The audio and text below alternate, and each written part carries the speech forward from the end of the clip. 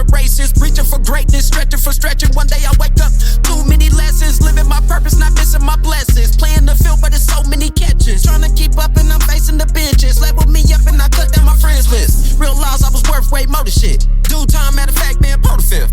Take a sip. Look, the name is JusB and this is all day. I like to get out and meet the person and go where they go and do what they do so that I can get the real gist of what it's like to really be whatever it is they are.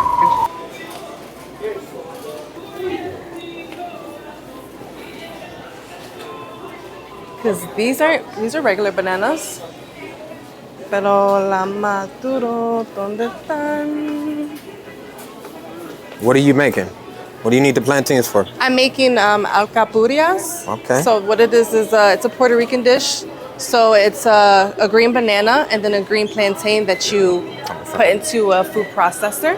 And then it makes like a masa, right? Then I put my seasonings, my sofrito, my homemade achote oil.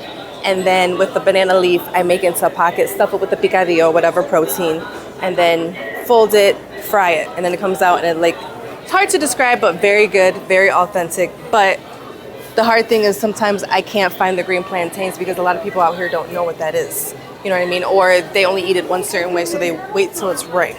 Understandable. That's understandable. But it's okay. I can always. Well, at this point, I don't know what the fuck I'm gonna do. So that's the only thing. Look. That over there? Mira, good eye. Right here. So exactly. So this right here. So this is exactly what I was looking for. I want them to be this color when I do the alcapurrias and when I do my mofongo, but you can have them sweet. It just depends on what people prefer. I like traditional. I like using the green that are more savory, not sweet.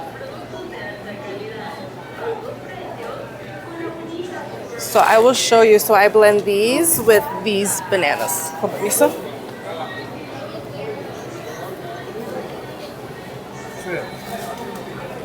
With these bananas. So these are green bananas, and people will think they're a regular banana, but they're not. So these, you still have to cook them. So this is what I do. I'll peel them and then I'll blend them with this banana and then my seasonings.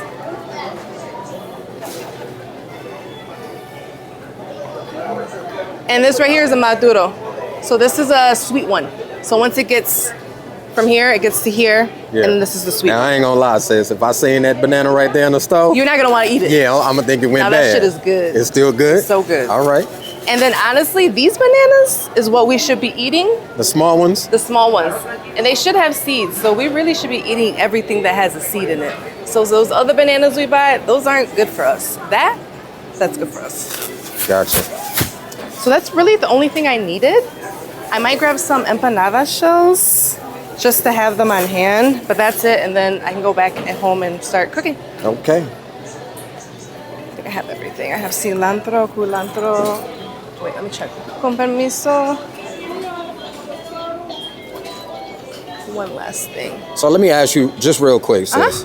What made you even get into food? What made you get into empanadas? You know, I always have loved food. I always been a cooker. Ever since I was like a little girl, I was always in the kitchen with my aunts, my grandmother, my sisters, because I was adopted. So my family over in Detroit, over in Michigan, I was always in the kitchen with them. So it's just been a passion. And then when I started to work, I was a server. So from then a server, I was, a bartender. I just always been in industry. And then it came to a point when I had my own place, I just loved entertaining. I love inviting people over, having Super Bowl parties, birthday parties, whatever it might be, just entertaining people and cooking. So eventually I always knew that I wanted to have some kind of a business that was with food. I just didn't know what. And then eventually after going to Florida and seeing a lot of things, I was like, I want a food truck because it's mobile and I like to travel. I've been in all different places, right? I've been Michigan. I was actually born here, but raised in Michigan. And then from Michigan, I was in Florida. From Florida, I was in Massachusetts for a little bit. Then from there, I came to Las Vegas. So I've been everywhere. All right, so now I've tasted the empanadas, right? Hands down. Like that seafood one. Seafood empanada. Latin Flava. The oil's still burning. I gotta let it cool off first, y'all. The outside good for sure.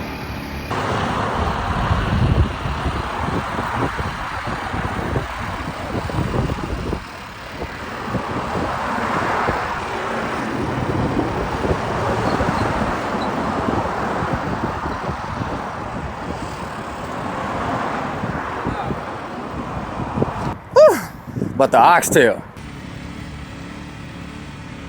Taking the fat out. So I don't like all that fat.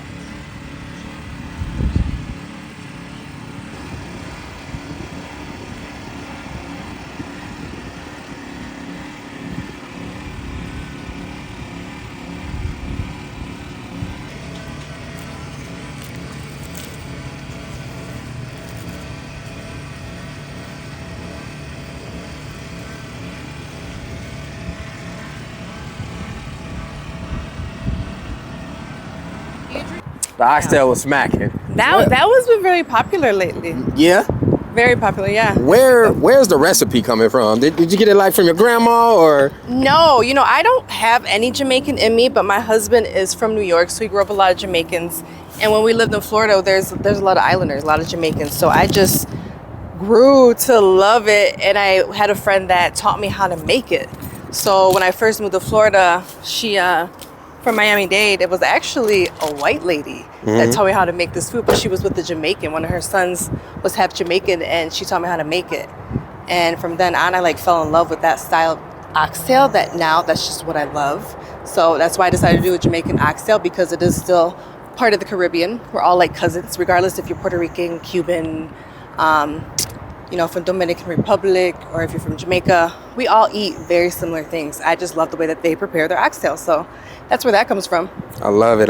Look, if y'all watching this right now, y'all got to understand, these oxtails, it's just different. Everything she does is amazing. Check it. So I've been an entrepreneur since I was 15-year-old. Since I'm 41 now. That's 26 years non-stop.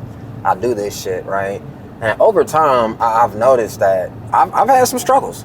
Right now I'm in my own rebuilding season. I'm going through my own shit.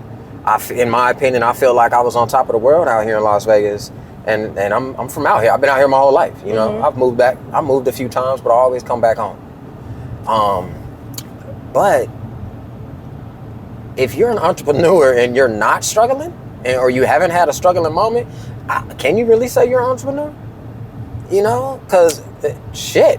Yeah. It's hard, So I'm just curious to know, what's some things that you struggle with as an entrepreneur? For me, it would be, I guess sometimes the support, yeah.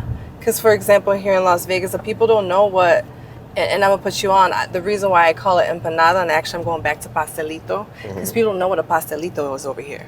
But people that are from the East Coast, or Detroit, Puerto Rican, Dominican, Cuban, you say pastelito, they know what I'm talking about. So now it's I'm going back, and this is why I started the brand Latin Flava, because number one, I was adopted, right? I'm Mexican and Cuban. I was not raised with my biological family. I was raised with Puerto Ricans and Americans. So that's that. So that's why I know how to cook what I cook. But I get a lot of talk about it, and sometimes it's good and sometimes it's bad, because people want to talk smack, or people want to talk smack about things that they don't know, which is okay. But I feel like if you love culture, if you love anything, it doesn't matter who you are, what you are, you can do whatever you set your mind to. Yeah. So for me, the struggle is the support, because people don't know Puerto Rican food out here, or they don't know what a pastelito is. Or when I say empanada, then they're thinking that maybe it's a Latin American empanada. It's not. It's something totally different. It's not baked. It is fried. It has to be fried, because that's where the flavor, that's where all that comes from. So for me, the support, because people don't know really what it is, but once people eat it, that's why I give out so much free food. They always keep coming back. Yeah. I ain't gonna lie. When last time we was working the booth and you was giving away food, I was like, yo, that's dope. I mean, I understand, because I'm an entrepreneur as well.